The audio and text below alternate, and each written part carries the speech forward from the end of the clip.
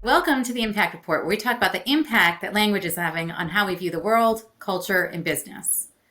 And this week, we're going to be talking about Bud Light, Target, and Kohls. And one of the things that I think is so fascinating is despite the fact that there's a lot of support, a mass majority of support for LGBTQ issues, this has become so controversial. What about this moment is so different? Is it what they did or is it something else?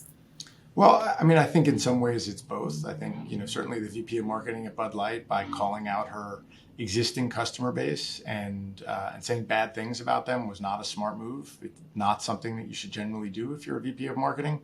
But I think the bigger issue is not being prepared, not anticipating how these things could go wrong. And I will say this stuff is hard. It is difficult to get right. Companies feel pressure to get involved on these issues and to be outspoken, and they feel they know that there's a risk that it can go wrong. I'm not sure in this case any of them prepared for this level of risk, and so what they ended up doing was coming out with a response that pleased nobody, pissed off everybody, and that's actually kind of hard to do. If you're going to wade into these kind of battles, you have to be ready to fight for the side that you are standing with, so that you at least get their advocacy and support out of this effort. And none of the three brands really were able to withstand the criticism and end up in that result. Yeah, and in fact, it seemed like it just got worse as time went on. You had the initial response from the executive where she went after her a base saying that, they don't want to be a fratty beer anymore. And then you had the printed response that they put in advertisements that seemed to almost attack the LGBTQ community at the same time as they were trying to defend themselves.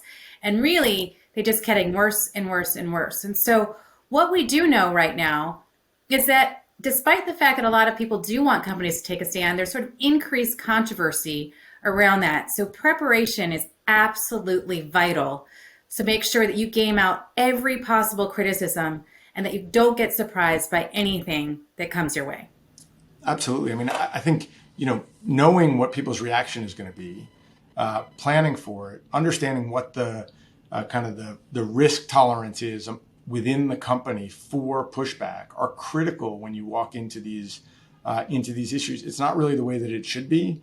It is the way that it is. And companies really need to take that into account as they go down this path. And that's this week's Impact Report, because it's not what you say, it's what they hear.